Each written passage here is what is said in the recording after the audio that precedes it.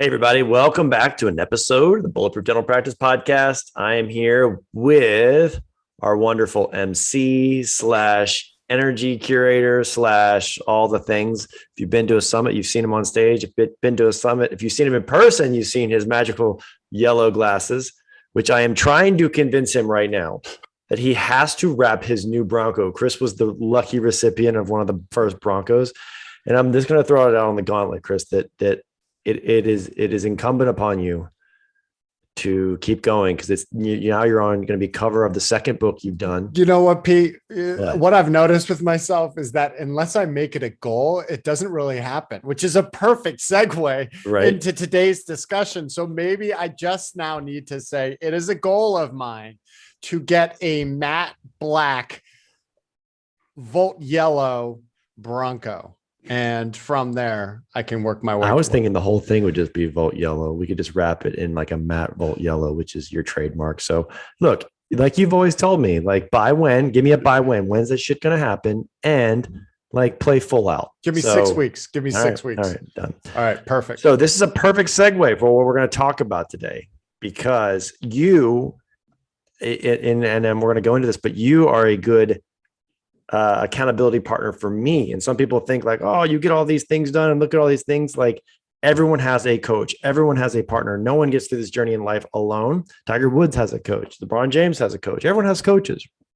And so where I'm going with this is what we've been talking about recently is getting real crystallized with your goal setting, the vision of where you want to go with your practice personally and professionally, and then identifying something fun where it's like, and a lot of people call it the BHAG, goal like that, which Chris, I guess, stands for big, hairy, audacious goal. That's right. Yeah.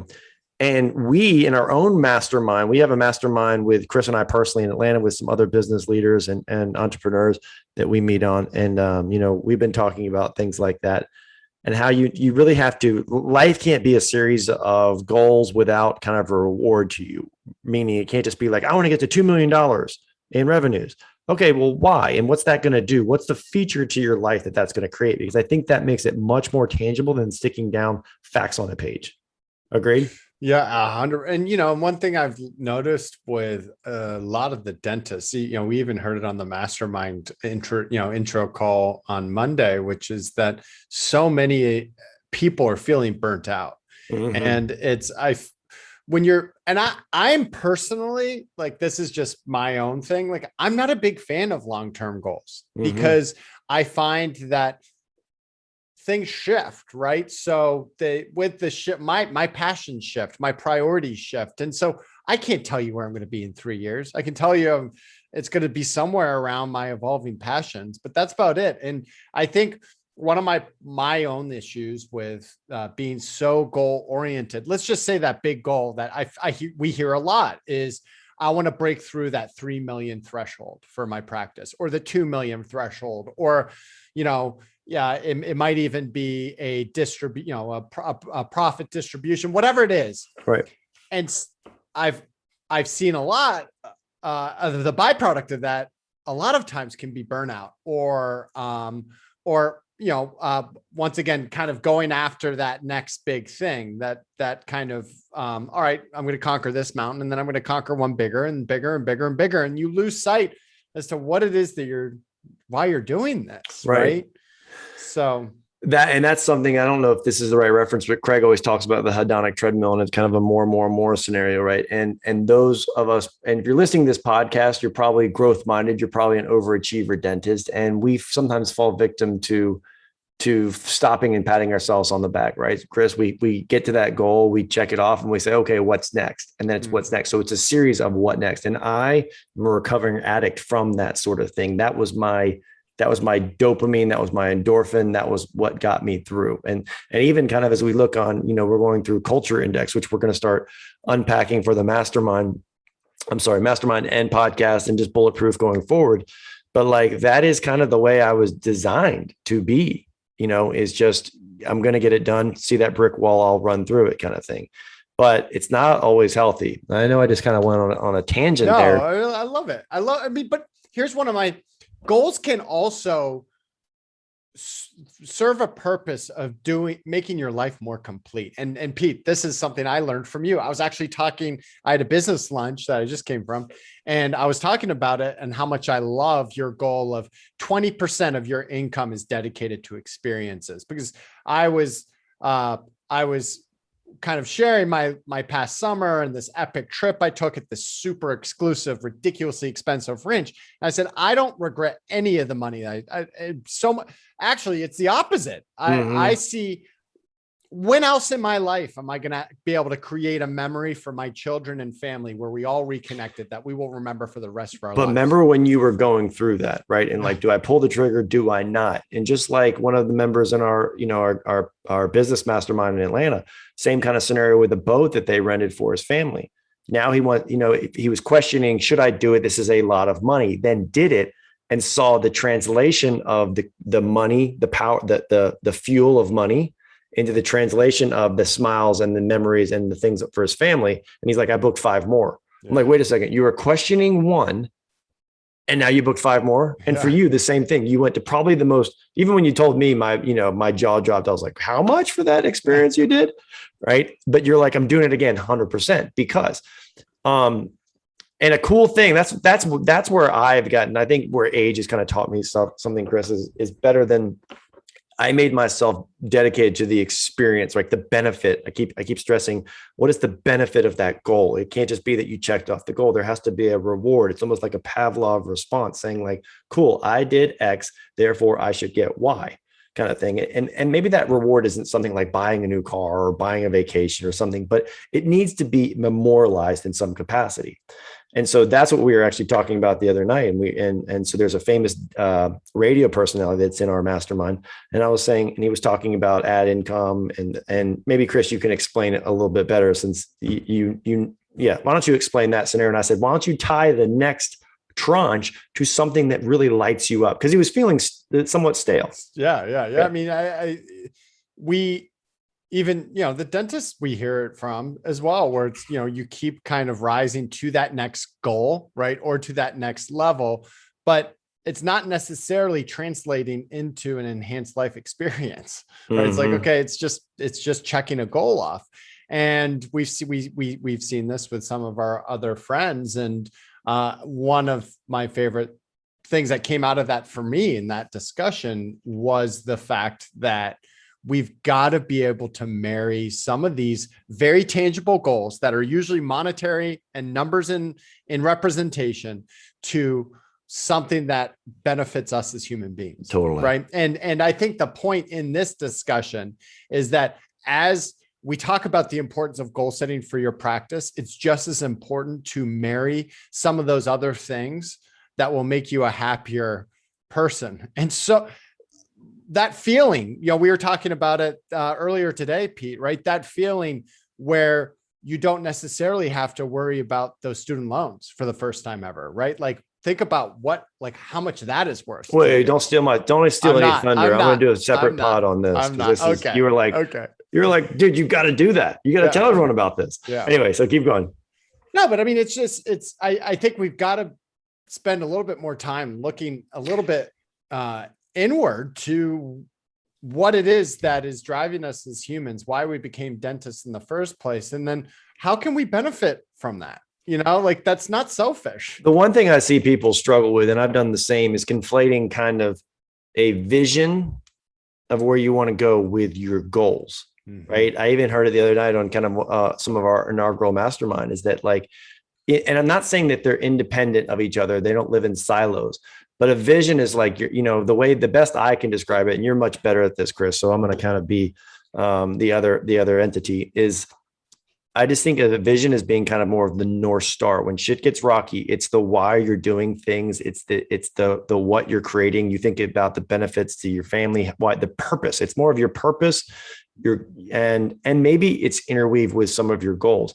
But I have goals that go back that I've written down for, the past 20 years. And I look back at them, but then goals are I want to do this, buy this, and here's how I'm going to do it. Mm-hmm. Right. And there's a number of them. So it's quite different than my vision of what I want, either for my practice personally or professionally. So can you kind of unpack that a little bit from the delineation, and then also how they kind of tie together? Yeah, I mean, I think goals, right? I think goals come very naturally to dentists because I mean, Mm-hmm. you guys are engineers, right? So it's Yeah. you have your 3 bullets. These are the things that we're going to be achieving, right? And one of those goals is it's usually breaking through some sort of financial goal, right? The second one might be to open your second practice or third practice. And then the third one might be diversification into real estate. I'm just making that up, right? Those would be a very probably good example of someone that is an overachieving dentist. And I know there are a lot of you out there.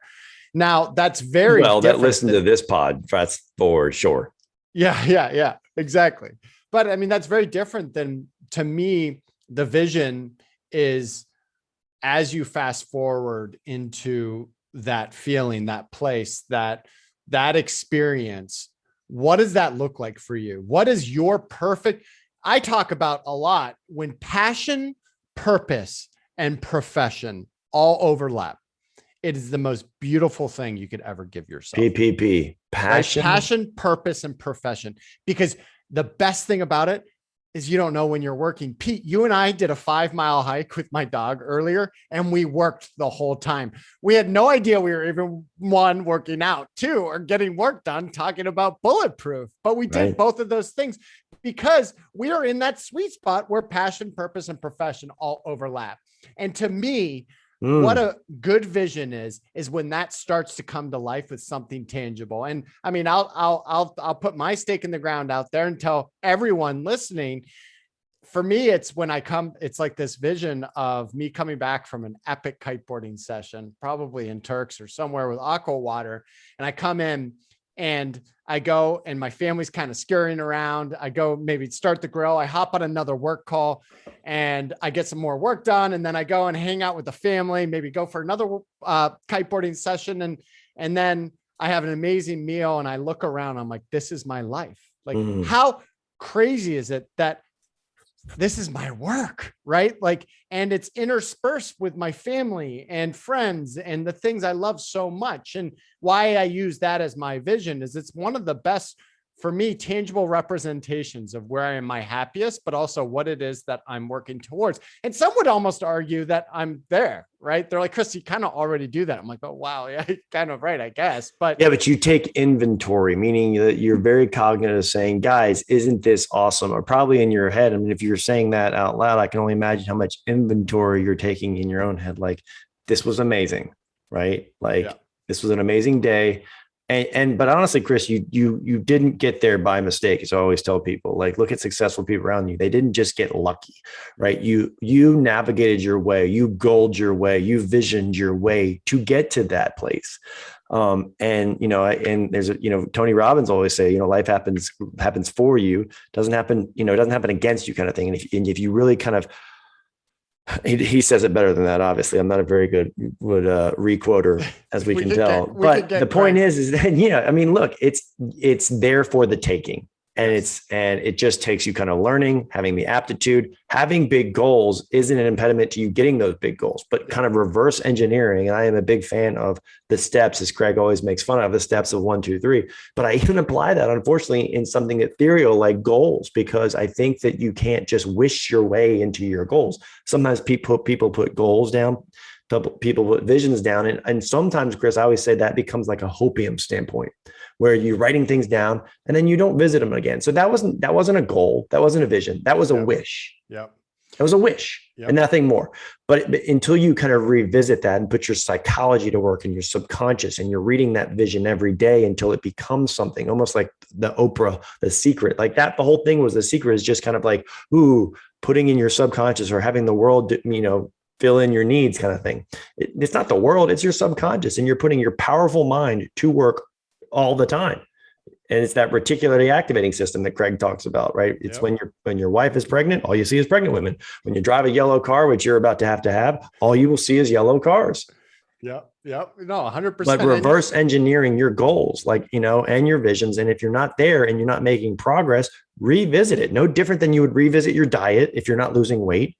No visit that you would revisit your fitness if you're not losing weight. Like you have to, what got you here will not get you there. Yeah. And we see it all around us, especially in the self-help and everyone being a life coach world that we live in. Freaking, if I see one more inspirational post from an Instagram influencer that is a coach, whatever, right? Like everyone is purporting this stuff, right? And you hear so much about purpose and these purpose courses. And like, to me, people will tell me their purpose. I'm like, you just read 3 paragraphs, right? Like your vision is a represent at the core of your vision is your purpose, and your purpose can change. But the most important thing that everyone can do listening is go put a stake in the ground. My purpose is to inspire and connect. Everything I do, my vision, the companies that I get involved with, like Bulletproof, everything that I do in Bulletproof follows my vision, my purpose of to inspire and connect. And I think so many people, especially dentists, because a lot of you are perfectionists, are scared to put a purpose on paper because they think it needs to be perfect. And it's not, you can move that stake and don't make it. It can't be more than, if you can't say it, not only if you can't see it, if your whole team doesn't know your purpose, then you're flying blind. Yeah. Like there's no way you're I going to be love able how to get you to said that. It can change, meaning sometimes people think like, okay, I got it done. And they think it goes on a stone tablet, right? And it doesn't. Exactly. It's going to change and ebb and flow. I cannot tell you how many times I thought this is what I'm going to do. This is where I'm going. And then 12 months later, it's a totally different vision. But I wouldn't have known that until I had to look at it and read it and audit it and then know thyself and saying, this is not feeling authentic anymore because of what I want. And that is cool. And I think that is when you audit that vision on a continual, because you're kind of putting that psychology to work, like I'm saying, and then it doesn't feel authentic. Maybe it's time to tweak that lever, add this, tweak that, remove that, change it. Maybe make that, maybe you laid up with your goal or you have something in there that was just an easy layup. Maybe you're like, shit, that was too easy. What am I doing? Let me go bigger. Let me go a little bigger. Totally. And I mean, if you were to break it down for the I know how at this point, dentist brain. So what are the things that you need to be doing right now? What are all those things? Well, first you need to understand your purpose. That is your guiding light. Like that's where your boat is steering, right?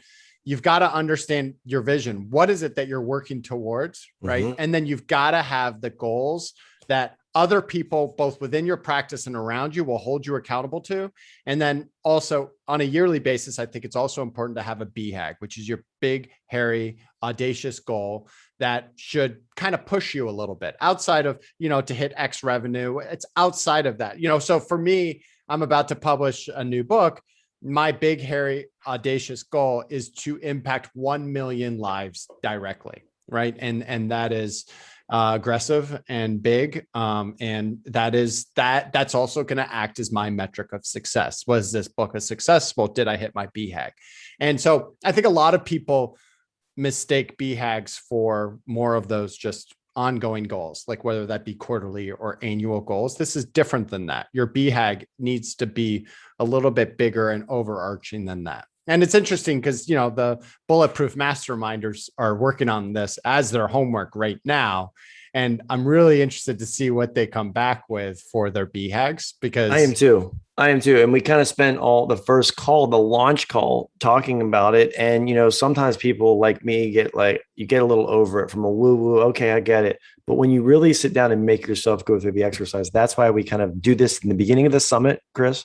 We don't go through and do the vision beginning of summit, but we are doing it as an activity and an action. And we're spending copious amounts of time on it in the beginning, because what we found, interestingly enough, is that even in the last mastermind class, what sometimes, meaning what Craig launched the other night saying is that Pete's really good at telling you the how. You figure out what you want to do, and then Pete will give you 12 steps to get there, kind of thing. And I'm a great step-by-step reverse engineer.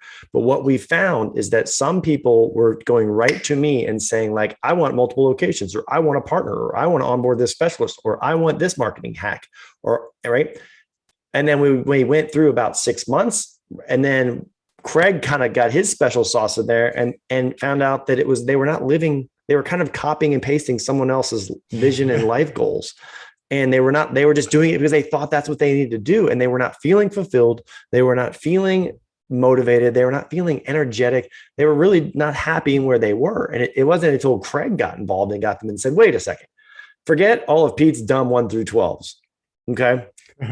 What we need to do is go back to the beginning and re-architect this and make it authentic to you, make it resonate with you. And then he did that.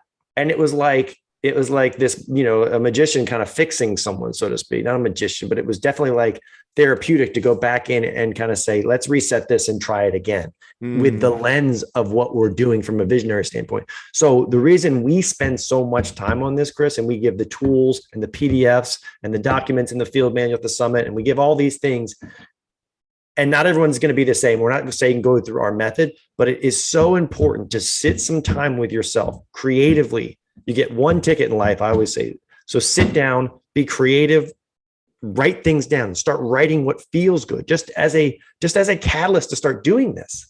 And auditing. And it's not going to be perfect, and it may not be the best verbiage, and it might not make sense to anyone but you. But guess what? You're starting to curate that process, and it's going to start resonating with you. Like, yep, this is it. Especially, I recommend people, if you're feeling unfulfilled, and you're just a listener of the podcast, I would recommend just doing this. And you can Google like how to set a vision or how to create goals online, but do this process, and don't make the mistake like me and be like, oh, this is too woo-woo, touchy-feely. I don't need this shit. I need a 1 through 12. Yeah. Bullshit. Well, I think one thing that's also really important with that process, Pete, which you've done, I think, a good job of evolving as a human and how you go about this stuff, but it's being honest with yourself. Yep. And it was actually on Mighty Networks that I brought up life being a ruthless pursuit of passions. And Dwight Pecora quickly was like, you know what, Chris, like, I don't know if I totally, as dentists, that's a hard thing for us to really implement. And then this discussion started happening around this. I forgot, I wish I could call her out. I'll give credit to it when I do end up talking about this more, but it was someone in Mighty Networks that said, Fonku is the thing that gets in the way of people being able to be honest with themselves and their goals as well as their passions. I said, what's Fonku? And it's the fear of not keeping up. And we live in a society that is not keeping up. The fear of not keeping up with the Joneses. And so, you see everyone around you setting these goals that they're the goals and visions that you probably were like, yeah, that looks pretty good. Like 2 million or so it's Fonku and FOMO that are directed by social media, right? Yeah. And that's what gets in the way of us truly being able to look in the mirror and say, what do I really want? Right? Like, what is it that I really want to achieve? I mean, I love Brady as a good example of this, with who I met at the summit for the first time, who's amazing, right? And Brady with his Halo network and what he's trying to build there. I'm like, that is something I can get behind, truly bringing dentistry to the people that need it most. How can I help you? Like, he's such a good example. Yeah, Brady Smith. He has a podcast, Chris, has been mentioned on Joe Rogan. Like that's his mission. He literally wants to make money so he can help other people get dentistry. How cool. For like charitable reasons, right? So he's a special human. I dig him too. I really got to spend time with him. He's just a badass. But his Halo thing. So I appreciate you. And that is the product of someone being truly honest and looking in the mirror and said, what do I really want to do? Yeah. What is it that I truly want to do? And so I do find, as someone that thrives on extroversion, sometimes you do truly have to slow down to speed up in these types of scenarios and put something on paper and have someone hold you accountable to it. Yep. You just saying it out loud to a couple people will go way above and beyond what you've probably done up until now. Yep. I love that you brought that up. It's 2 things I always say. I say, write it down, and that's when shit gets real. But I think you can extend that, Chris, and like tell someone else and tell someone to hold you accountable to the success of that. And that's when shit really gets real. Yeah. So Pete, let's put this in an application. Pete's like, Chris, I wanted you to hold me accountable to working out. And all of a sudden he started sharing his Apple Watch data with me. And so anytime he achieves his goal of the day, I get a notification on my Apple Watch saying that he's done it. So I will actually reach out to Pete at like 4 o'clock. I'm like, I haven't seen much action today. Like what's happening with that? Like that's true It accountability. is true. And that is what Well, I takes needed you. some accountable. I was getting COVID skinny fat guy just sitting around like being like, I'll work out when COVID's over. Like it made no sense. That was just an excuse. So yes, I know how to work out, right? Right. But I needed an accountability person to say, what are you doing? What are you doing, dude? And like, it's so much better because I don't want to it's okay for me to let me down. Like I've done that several times, but I sure as hell don't want to let you down. Right. So that's where the accountability comes in. It's like the trainer aspect. All right. Chris, I want to mention, you mentioned something. If you're not a member of our Mighty Network, as Chris said, some of you might not know it as Mighty Network, but it's bulletproof.dental. Join. I was literally looking at the site yesterday and I was like, I can't believe this is free for people because there's so much shit going on and so much this and so much like, oh, here's this form and here's this sharing. If you're not a member and collaborating there, like, I don't know what to tell you. Chris, it was awesome collaborating with you. I feel like I've had a lot of Chris time today because of that 5.5 mile hike run. But it's all good stuff. Thanks for your input, buddy. And any closing remarks? No, I mean, I think the worst thing you can do is nothing at all. Like put a stake in the ground, go take this on.